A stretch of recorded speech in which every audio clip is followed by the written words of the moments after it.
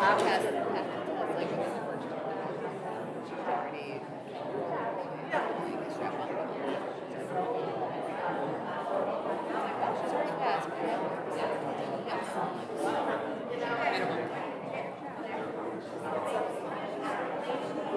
But they're looking for it.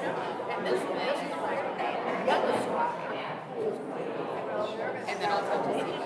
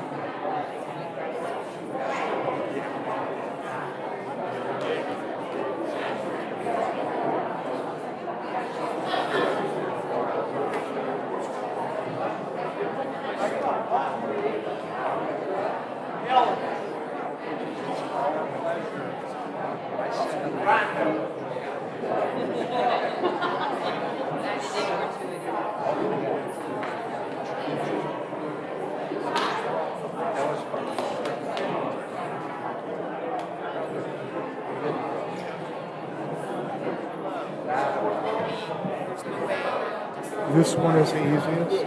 See this over here? Just grab the camera. It's alright. And loosen it.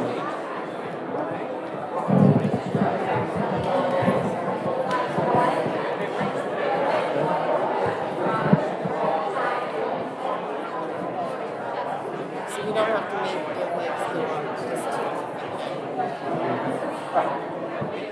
Just try to make it level.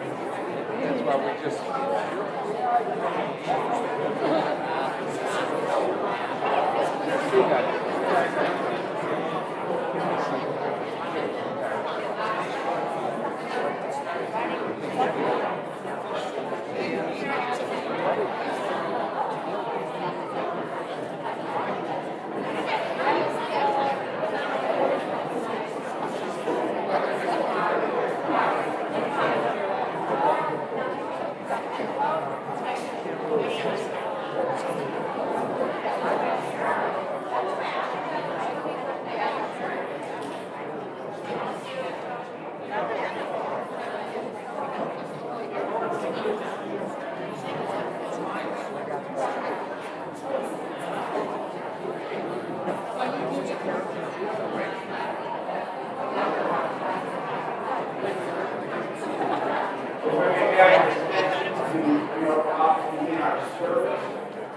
going to ask everyone please file past the family that's in line.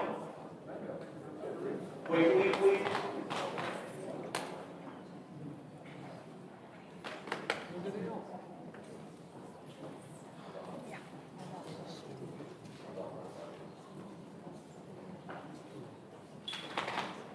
We'll ask everyone to please be seated.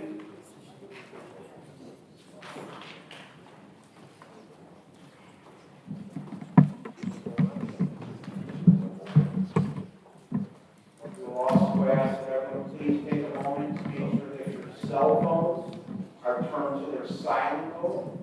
Please make sure your cell phones are on silent.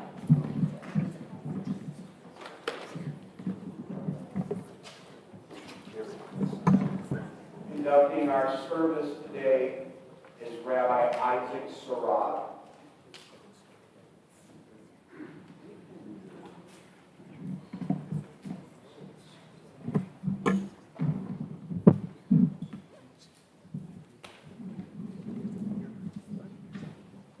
Yes. Twice?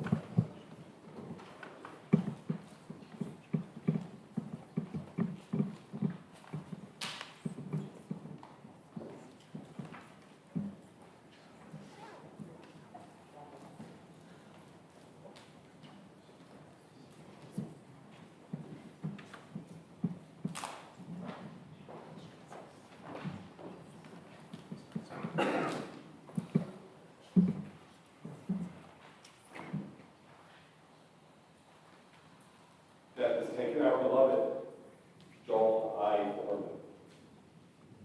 Our friends grieve in their darkened world. In their silence there is lamentation, in their tears there is loneliness. Lost in their sorrow, may they find the presence of loving friends. Heal them, O God. Be with them.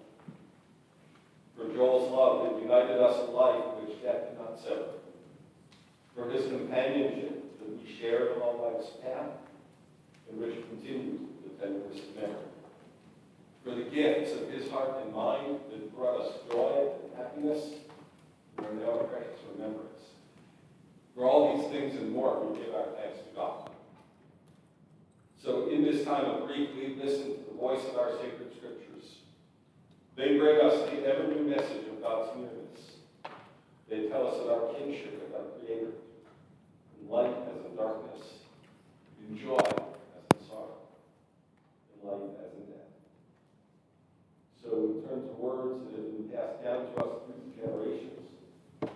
Psalm 23 is probably the most famous poem in all the world. It's been translated into every language. And in every language, it teaches us a couple of things. One is that we have a soul, a gift from God given to us when we're born. It goes back to God. When we die, God makes an eternal home for us. So Joel is now in his eternal home. And one of the other things this psalm teaches is that all of us must at some time in our lives walk through the valley of the shadow of death.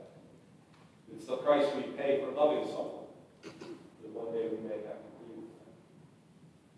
And so we recognize that even though we are sad today, we are going through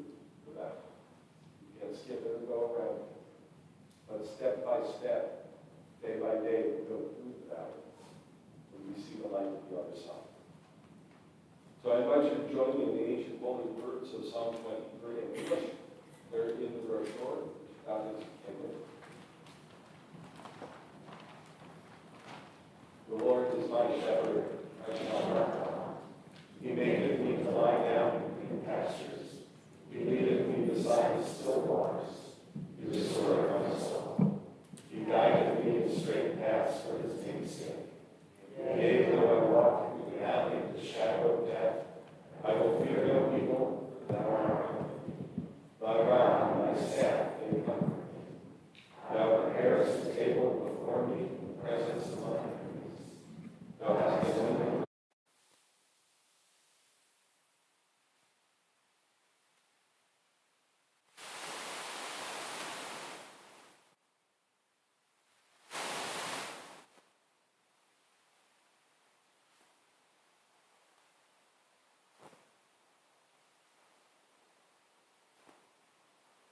the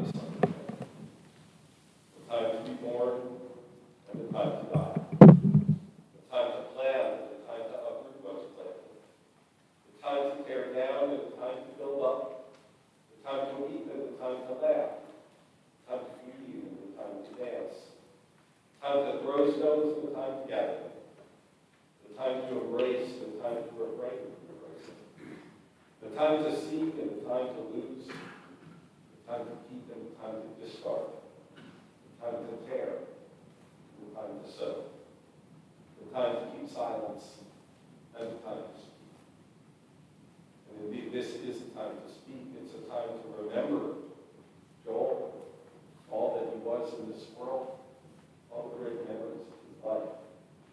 It's my honor to call on members of the family to come forward and share some memories and thoughts about him.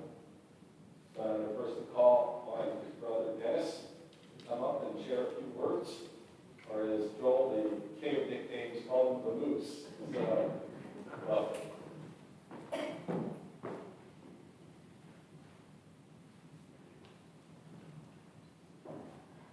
This is amazing sight of the number of people that are here today. This crowd is bigger than any recent White Sox game. I've given a lot of talks over the years, weddings, bar mitzvahs, roasts, toasts. Most of them have been good times. But the good times, they last a day, a week, maybe a month. Something like today lasts a lifetime. We grew up on the west side of Chicago. We had an apartment on Crenshaw Street with my parents and my grandparents. There were all of us in one apartment. Then, like the Jeffersons, we started to break up. We got our own apartment on the west side. And at that time, I was about 7 or 8 years old. Joe was around 13. And he wanted no part of me. I was a little brother, a pest. He was hanging with his guys, and I was not to be found anywhere. I called him Joe. Raina called him Joey. And a lot of the people he played cards with, I'm sure, called him some other names. But fast forwarding about 20, 25 years, we grew up, we moved to Skokie, we got married, we had kids. We got to be great buds. We were in Indian Guides together with our boys. We went to Deerfield football games, and we even went to White Sox games, begrudgingly, I have to add. We would work downtown at that time, and on Friday evenings, he'd pick me up after work. We'd drive out to the ballpark. We'd watch a White Sox game. And then afterwards, I'd say to him, okay, next week, we'll go to Wrigley Field and see a Cub game. And he said, not a chance. Not only won't I go to a Cub game, I won't even drive by the park. That was Joe.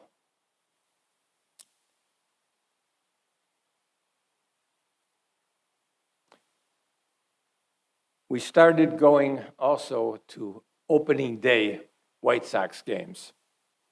again, begrudgingly, but he got tickets. So opening day was always April, and it was always freezing. And he'd pick me up, and we'd go out there, and it's cold. And we sit at the game. Remember the first one? The Sox lost. Half of us was happy, half of us wasn't. The next year, same thing, cold in April. He picks me up, and he says to me, "You're wearing that same sweater you wore the year before to the game." And I said, "That's my good luck sweater." So the next year, I wake up that morning, early April, it's freezing. It's 30 degrees. The wind chill, it's probably 20 degrees. So I said to Joe, I called him, I said, "We're not going today, are we?" He goes, "It's opening day. Of course we're going. I'll pick you up soon." So I go into the closet. I find my biggest winter coat I have, put it on, scarf, hat, gloves, everything, and I'm bundled up, and he picks me up. It looks like we're going to the North Pole. We're going to opening day. So we go out there, sitting there. It's about the 4th or 5th inning. The Sox are getting pummeled. It's like 9-0. And he looks over at me, and I'm sitting there, and I'm bundled, and I'm freezing and shaking. He says to me, "Under that nice winter jacket, are you wearing that sweater?" And I said, "You betcha." Well, recently we've been having coffee on Tuesdays, and Joe has always said, almost all my softball team has passed away. And he started listing the names of all his friends he played ball with, and they were all gone. But they will be reuniting soon in heaven, and they will have their picture with them. He was the best.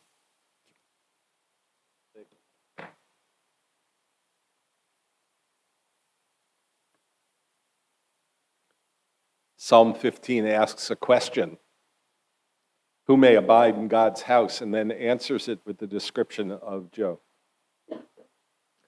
Adonai, who may abide in your house? Who may dwell in your holy mountain?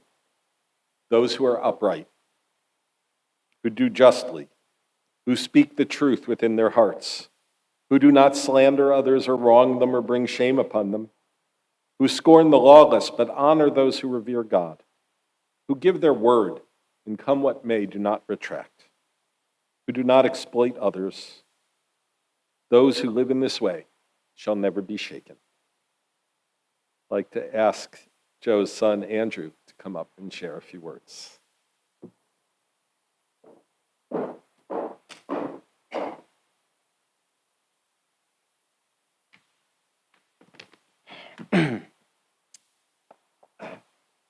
My sister Amy took my dad to about the last 10 White Sox openers. She really did all of the heavy lifting, so we got the eulogies for Aim. Joe Forman rules. Pretty much everyone in this room knew my dad. If he were here right now, he'd say, nobody wants to live till they're 83, unless they're 82. That joke would have been different last year or next. It was a running gag.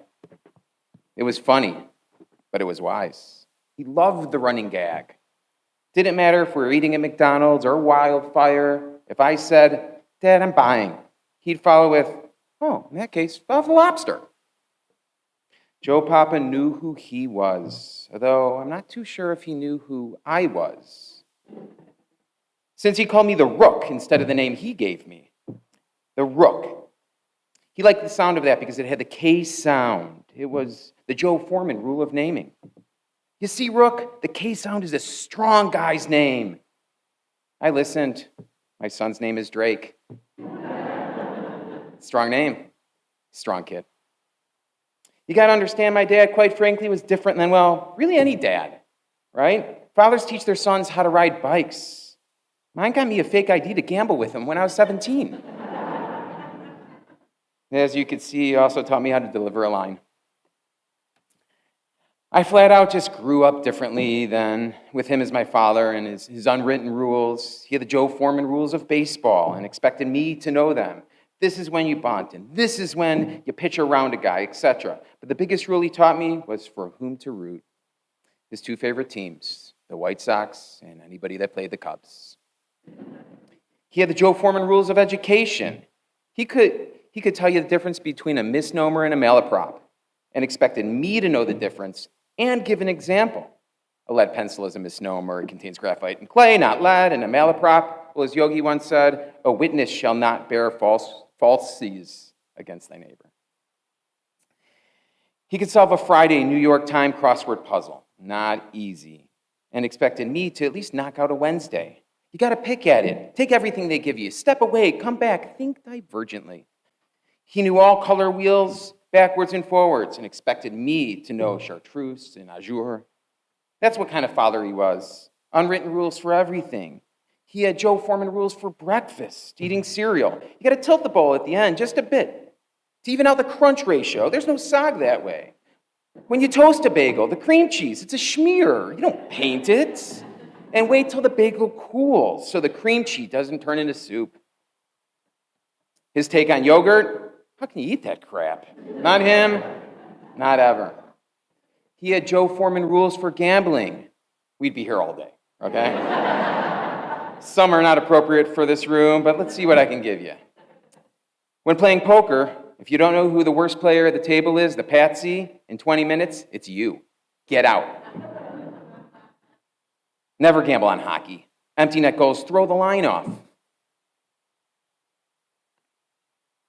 Parlays are suckers' bets. They only pay 13 to 5. You give away too much juice. These are all things he taught me before I was 10. He taught me not to speculate on cards. He taught me to make a line before the odds makers, how to hedge numbers, how to spot patterns, how to collect non-winning receipts at the racetrack to show your losses. Well, maybe this is an appropriate one. You guys catch my drift.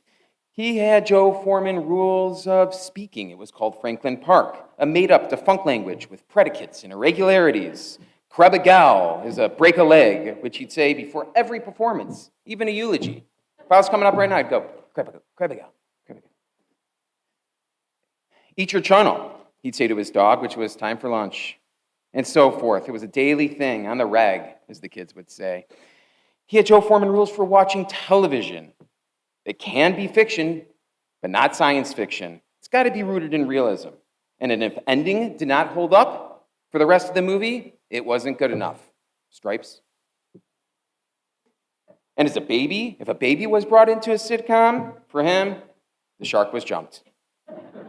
He had Joe Forman rules for, come to think of it, he had Joe Forman rules for everything. Penmanship, his was impeccable. Take pride in your handwriting, it matters. Humor. He'd play the pun game when one was overheard. We'd keep tossing them out until one was below his standard, and then he'd say, that's it, I'm done. Music. You can only listen to Tchaikovsky's 1812 Overture outside on the lawn, and not in a house or in a car. He had rules for giving speeches and giving metaphors and where to park your car, not under a tree, a yutz. Rules for sunscreen and playing Jeopardy and where to sit in a synagogue and how to make a martini, and the list goes on. But the rules, they were right. Fight them all you want, but he was right. He never tried to be perfect. He never tried to maximize life. He just wanted to sit back and soak it all in.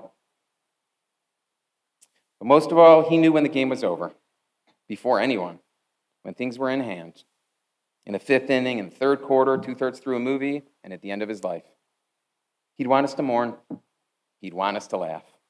He'd want us to be together. But most of all, he'd want to just sit back and soak it all in. You won, Dad. Soak it in.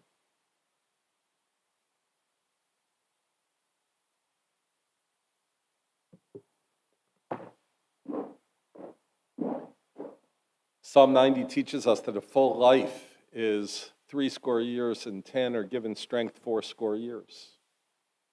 And Joe made it. He had a full life, lived past 80. And as the psalm tells us, he made every day count. He attained a heart of wisdom. So we read these ancient words. O God, you have been our refuge in every generation. Before the mountains came into being, before you brought forth the earth and the world, from eternity to eternity, you are God. You return us to dust. You decree, return you mortals. For in your sight 1,000 years are as yesterday when it is past, or as a watch in the night. You engulf us in sleep. We are like grass that renews itself. At daybreak it flourishes anew, at dusk it withers and dries up. The span of our lives is 80 years and 10, or given strength 80 years. But the best of those years have troubles and sorrows. They pass by speedily. We are left in darkness. Teach us, therefore, to number our days that we may attain a heart of wisdom. Turn to us, O God. Show mercy to your servants. Satisfy us at daybreak with your steadfast love, that we may sing for joy all our days. Let your deeds be seen by your servants, your glory by their children. May your favor, O God, be upon us. Establish the work of our hands, that it may long endure. I'd like to ask his daughter Abby to come up, share a few words.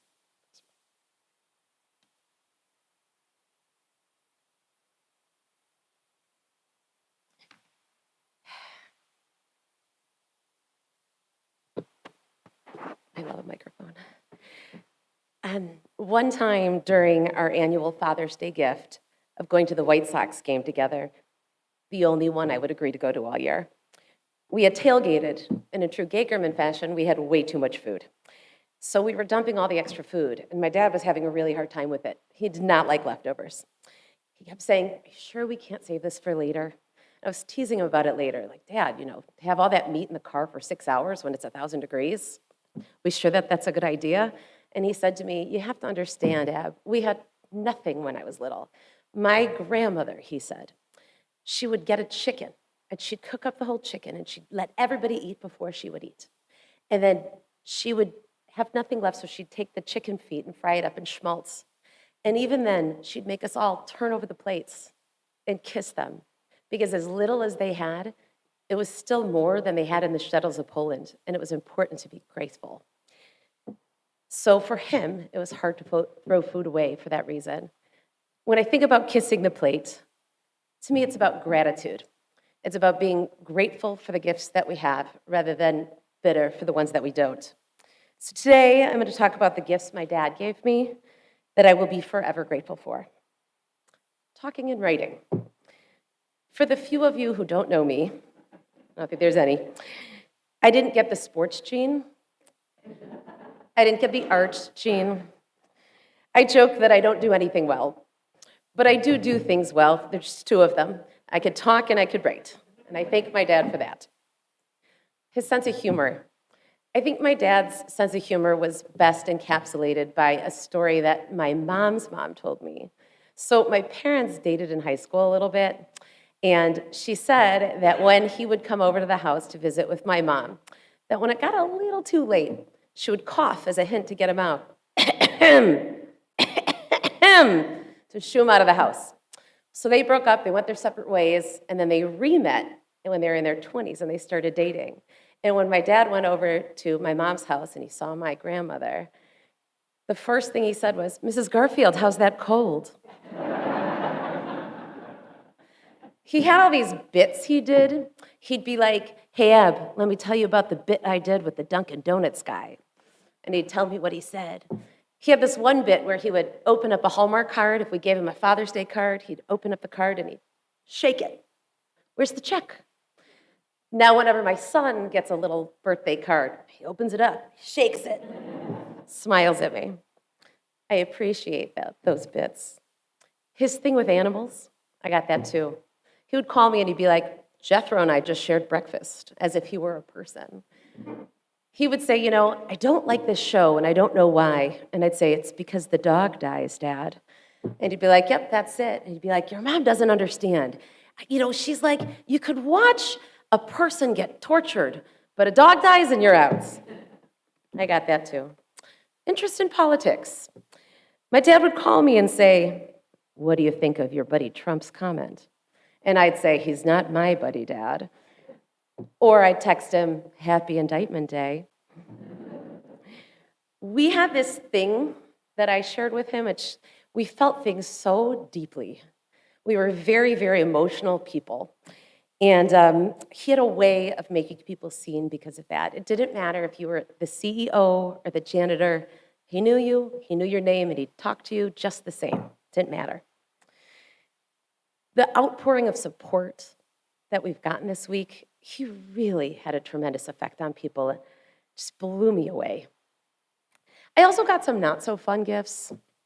The acid reflux, the sunspots that I keep getting lasered off my face, the vanity that drives me to do that, the afro, the need to have subtitles when anyone with an accent is speaking because we have a bad ear, and the grudges that he and I would both hold when somebody wronged us.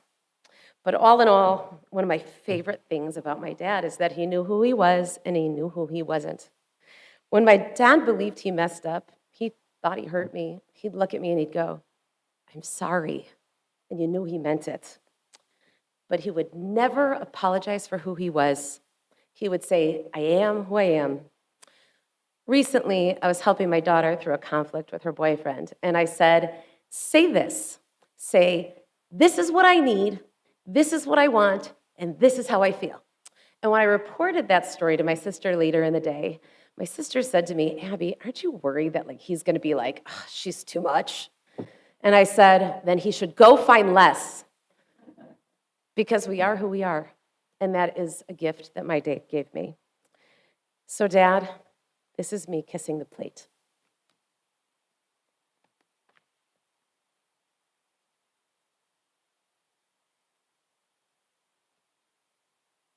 Psalm 121.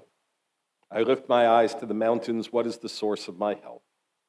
My help comes from Adonai, maker of heaven and earth. God will not let your foot give way. Your protector will not slumber. See, the protector of Israel neither slumbers nor sleeps. God is your guardian. God is your protection at your right hand. The sun will not strike you by day, nor the moon by night. God will guard you from harm. God will guard your soul, your going and coming, now and forever. Amy?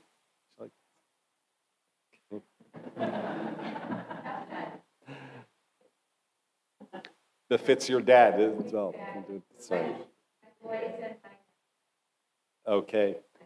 So then we're going to move on to the next generation and invite the grandsons representing all 10 grandchildren to come up, Luke, Brady, and Tyler.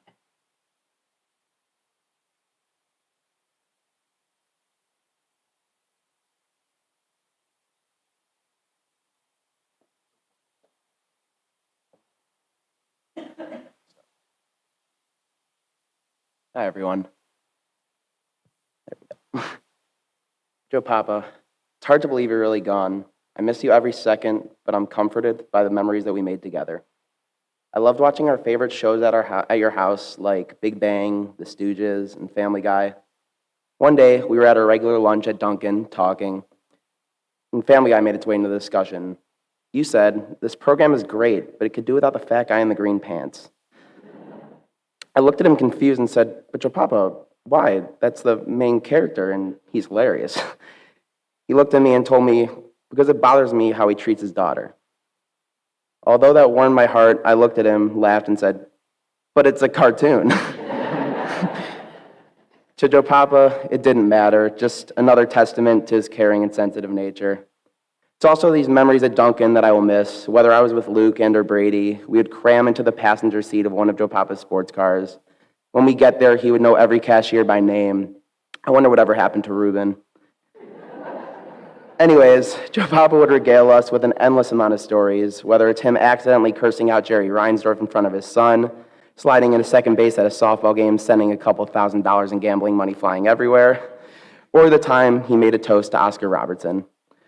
These stories and countless more are stories I will take with me for the rest of my life. What's Joe Papa without the White Sox? He was always happy to talk Sox with me, unless it was about a current game, because he would always like to watch the games later and fast forward through the commercials, which I never understood, but it was Joe Papa. I would try not to spoil him, but I'd miss a few. We went to a game one time and sat in the K zone, which has giant like K signs for when our pitcher struck someone out. Being the White Sox, we like to roll in our own failure here. So whenever a Sox person would strike out, Joe Papa and I would jump up with our K signs cheering. Everyone would look at us like we were crazy. Joe Papa and I got a kick out of it and talked about it for years since. Joe Papa was always there for me, at my highest and my lowest. Whether he's cheering me on at a baseball or hockey game or visiting me when I was sick, he was there. I'll miss you, Joe Papa. I'll make sure to keep wearing your beautifully out-of-date hand-me-downs.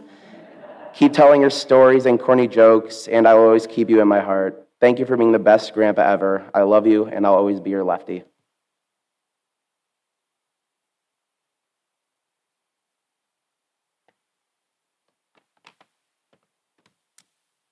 Hey everyone, you all know me as Luke, but to my Joe Papa, I've always been the Colonel. Last night, I was writing my speech for him, and it was very hard for me because I spend so much time with him, and I couldn't fit everything into here. So as people have come up and talk, it made me think of other things, but I want to talk about something that I felt last night. I walked into my room after writing the speech. I was overwhelmed. And I looked on top of my nightstand, and I had completely forgotten about this, but there were these little stuffed animals that were all bandaged up.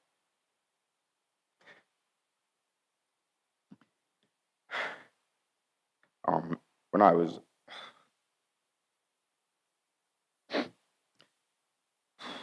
playing sports when I was little, I'd get injured a lot. And just to give you a glimpse of who Joe Papa was, after every injury, he would take the stuffed animal. If I broke my arm, he would bandage up the arm and give it to me. I rollerbladed with Brady and Tyler once and fell on my face. So he painted the face red. Said, "Here you go, so you guys can go through this together." So the first thing I could tell you about my relationship with Joe Papa is that it was heavily centered around the White Sox, as all of you know. All of my earliest memories falling in love with the team, the ballpark, and just baseball in general, he was there. I'll meet people at college while wearing a White Sox jersey, and they're like, "I'm confused. You're from the north suburbs of Chicago, and you root for the White Sox instead of the Cubs?" And I would tell them, "I didn't choose this life. It chose me. Talk to my grandpa." I can't imagine not having my hopes crushed every day by those damn White Sox, as well as not hating those mother over at the friendly confines. Those are just included in the package of this family. Sometimes I would picture myself meeting a girl one day, and the way that I knew she would be the one, and that she'd be part of the family, that she would be able to come to a White Sox game and fit in with me, my mom, my brother, my uncle, my dad, my nana, and most importantly, Joe Papa. That was my perfect picture in life, and I wanted him so badly to still be around when I finally found that girl.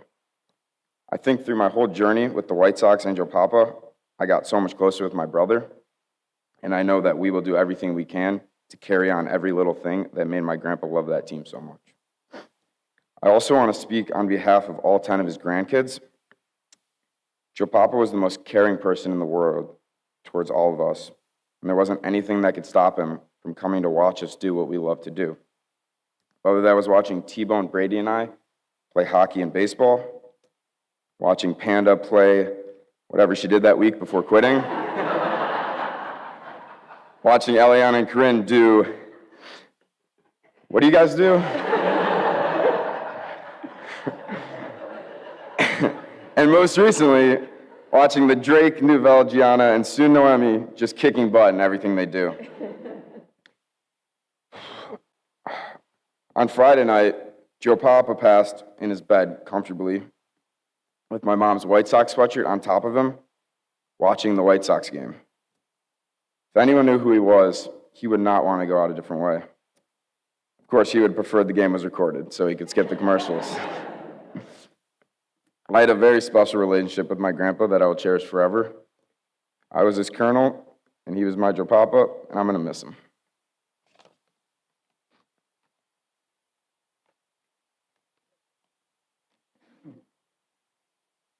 All right, unfortunately, I did not get the writing and talking gene that my mom did at the time, but Joe Papa was an incredibly loving and caring grandpa. As you've heard, he'd come to every single hockey game or baseball game or whatever event he possibly could that we were in. He was also very intentional in having separate relationships with all of us grandkids. Unfortunately, I was not a very big baseball fan like T-Bone and Luke over here, but he'd still make sure to come sit down right next to me every family dinner and find something else to connect about. About a month ago, him and Anna were over for family dinner, and he was super excited to tell me that he learned how to use Google. Of course, as a computer science nerd, I was thrilled to show him AI and all that that could do. As he learned Google 18 years after it came out, he had no idea what AI is, how it worked, or how he could possibly use it himself. But still, he was so proud of me for being able to use AI, and after showing him all that he bragged to me to all of his friends for the next week. It's that stuff and things like sitting down and teaching me how to gamble using the Fibonacci sequence to win more money in blackjack that he was really all about. He cared so much about all of us grandkids. We were such an important part of his life, and I think we could all say this, that we are so lucky that we had him for a really long time. Yeah, but that's it.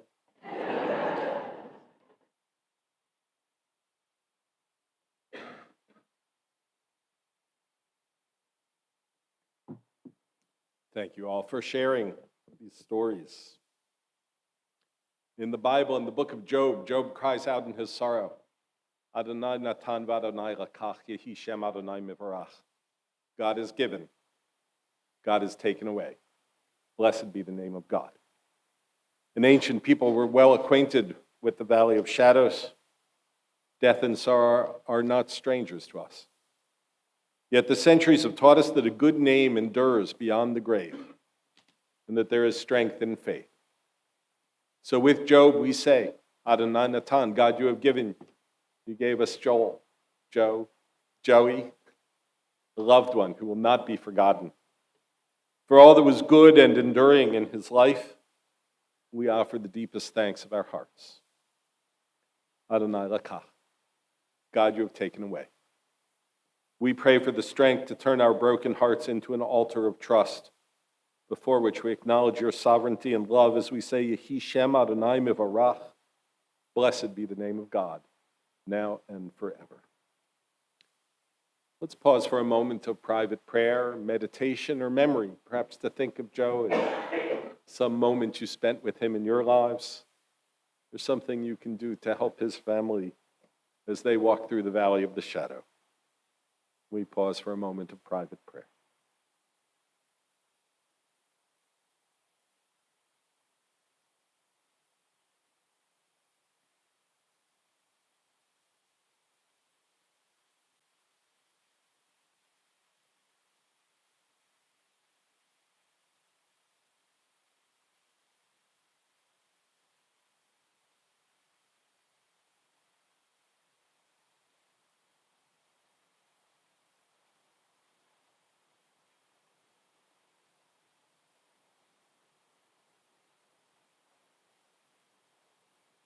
May the words of our mouths and the meditations of our hearts be acceptable in your sight, O God, our rock and our Redeemer. We've heard so many stories about Joe today, but there are so many more. I'm sure that everyone here has one they could share. Favorite memories, stories that Joe told and retold. I'm touched by a couple of things I heard meeting with the family. His love for you, Raina, which showed in interesting ways when he gave you a bouquet of roses. Derek Rose, Pete Rose. Or the time you told him he doesn't give you hearts anymore, so he went in the other room and drew a heart with an aorta and 4 ventricles, anatomically correct. Yeah. To know Joel was to know a story about him. I knew Joe for a quarter century. And until seeing him in the hospital this past Thursday, I never saw him without a smile, without a story to share. Joe and I bonded over the thing Will Rogers used to say, I never met a man I didn't like. But that's because we understood, Joe and I, that this is a deceptively simple phrase. It's not meant in a sexist way, for sure, and it's certainly not this sort of kumbaya vision that you have to love every single person that you ever meet. I'd give it more of the Yiddish version of it. I would say, I never met a mensch I didn't like. That's the thing. Sometimes you meet people and they're not mentioned. They're not good people. Rogers wasn't saying you have to like everybody. Joe could talk to anybody, and more than that, he could make a connection and build a relationship with anyone. But if that other person turned out not to be honorable, then Joe was done. Joe never met a mensch he didn't like. I'm proud that Joe liked me, because his previous relationships with rabbis were not always so congenial. What was it he told you about attending services? He didn't like to go because he was afraid little yarmulkes would burst out all over his body, like hives. Thank God he got over that. Joe and I bonded over sports talk, my collection of autographs from Jewish boxers, and old jokes. I was always so happy to see him in shul or anywhere else. The Cubs made it to the playoffs. I think it was 1998, and I said a blessing for them. When the Sox made the playoffs a couple of years later, Joe demanded equal time. Growing up in Miami, Florida, at a time when the closest baseball team was 600 miles away in Atlanta, I am one of only a few Chicagoans, I think, who can root for the South Side and the North Side. But that's how I ended up, on the high holy days, taking off my kippah and replacing it with a Sox cap and saying a blessing for them. You know what? It worked. The Sox won that year. I don't actually think that God has a favorite baseball team, but I think Joe might agree with them after watching them this season that it's definitely not the Sox. When it comes to Judaism, Joe and I had a lot of room for agreement. Both of us think that in Judaism there has been too much emphasis on oi and not enough on joy. Joe loved his Judaism. It was just an empty ritual that he didn't like. He didn't like hypocrisy. He didn't like egotism. Joe liked to boil the holidays down to the essence of their meaning, which you may have heard. They tried to kill us. We survived. Let's eat. If Rosh Hashanah is the Jewish New Year's Eve, then by God, Joe is going to celebrate it with martinis. I want to tell you that in some ways, Joe was the most religious Jew I've ever known. But he marched to his own drum. As he said, he had his own rules, kind of had his own Torah. He passed it on to his children and grandchildren. And I know you'll remember him with such joy. And that's the way he would want it. He loved you all with every fiber of his being. He went to every sporting event or dance recital or show that he could possibly fit in his schedule. He always knew how blessed he was. Growing up with next to nothing on Chicago's West Side, Joe never lost the sense of wonder, the sense of miracle, that a kid like him who grew up in a tough neighborhood could look out his daughter's window in the suburbs and see his grandchildren ice skating in the yard. To be sure, this is a miracle that Joe built with his own two hands, but he never stopped feeling lucky and blessed.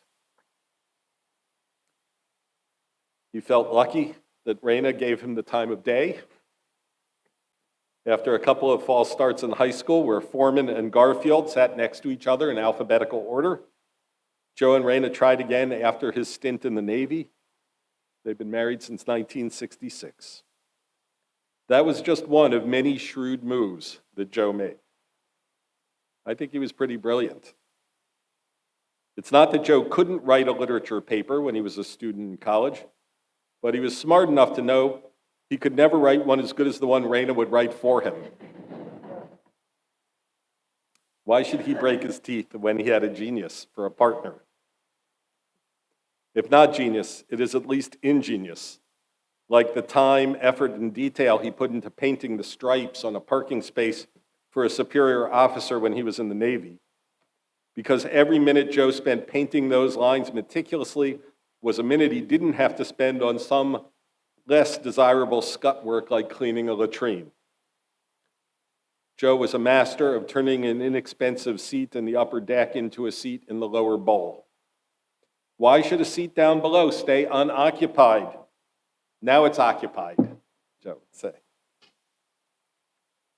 I don't think that's in the Torah, but I don't think it does anybody any harm, except perhaps for his grandchildren who couldn't admit to him that they actually bought those lower bowl seats. Not everyone is blessed with the charm that Joel had to talk his way down to lower deck concessions and into a better seat. Some of us just have to play by the rules. Sitting in the lower bowl, Joel thought he was doing the Sox a favor. Joel grew up with nothing. His father died young. Joe had to learn to stretch nothing into something. And look what it got him. Not just better seats at ball games. It also got Joe a loving family, generations of descendants who love him, and a world of friends who will miss him. This is a legacy he barely dared to imagine.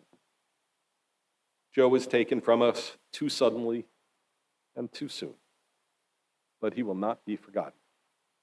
We've only scratched the surface of his stories today. There are oh so many more. I know that his words and his stories and his love will live in your memory always. And in that way, he continues to live. His soul is at peace. His impact as a mensch will never be forgotten. Ken Yehi Ratzon. May this be God's will. In the rising of the sun and in its going down, we remember him. In the blowing of the wind and in the chill of winter, we remember him. In the opening of buds and in the rebirth of spring, we remember him. In the rustling of leaves and in the beauty of autumn, we remember him. In the beginning of the year and when it ends, we remember him. When we are weary and in need of strength, we remember him. When we are lost and sick at heart, we remember him. When we have joy we yearn to share, we remember him. So long as we live, he too shall live, for he is now a part of us as we remember him. Indeed, our tradition really teaches us about two kinds of immortality. There is the immortality of the soul, the gift given to us when we're born. It goes back to God when we die. But there is a second kind of immortality as well. We've demonstrated it already here today. That's the immortality that we bestow on the people that we love, by remembering them, by telling their stories, by passing them on from one generation to the next. So long as you love and remember Joe, he has eternal life.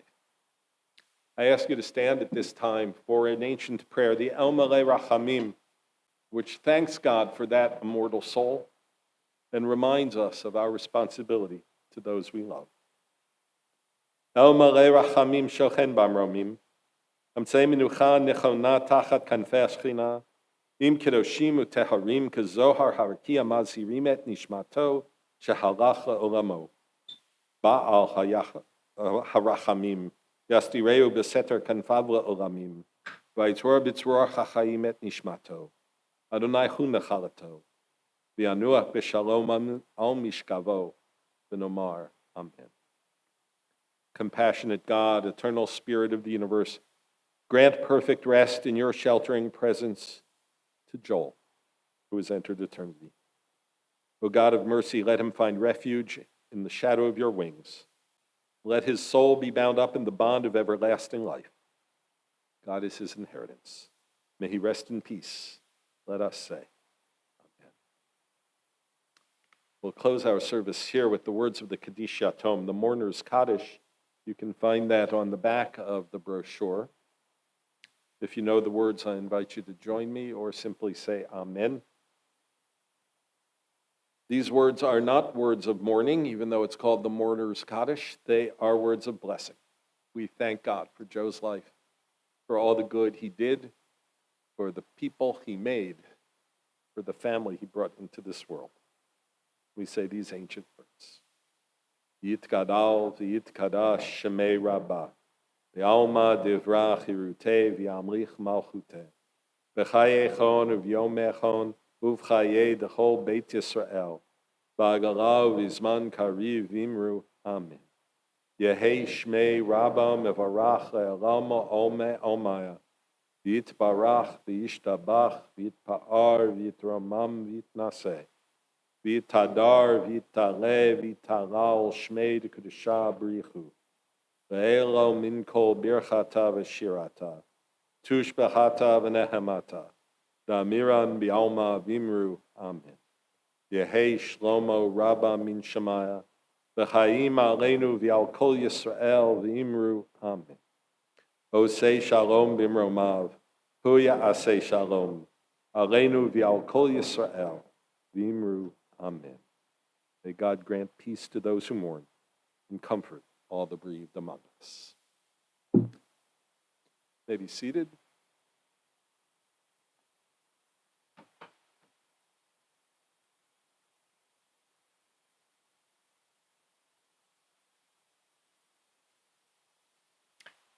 The interment will take place at Shalom Memorial Park.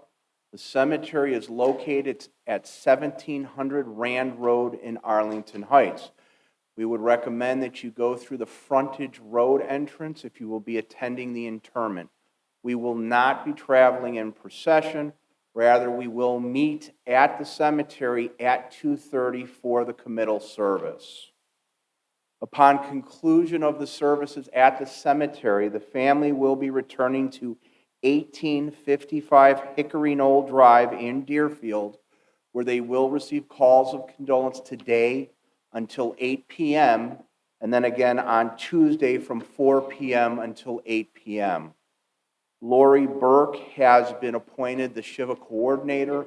Her information is on our website. If you need to contact or have any questions, please feel free to call that number.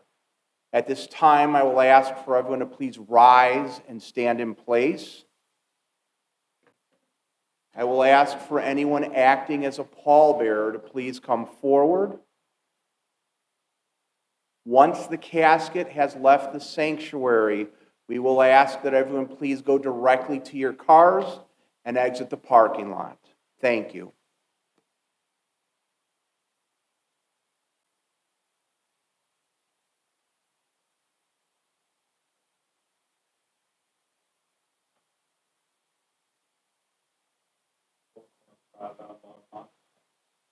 Paul, how about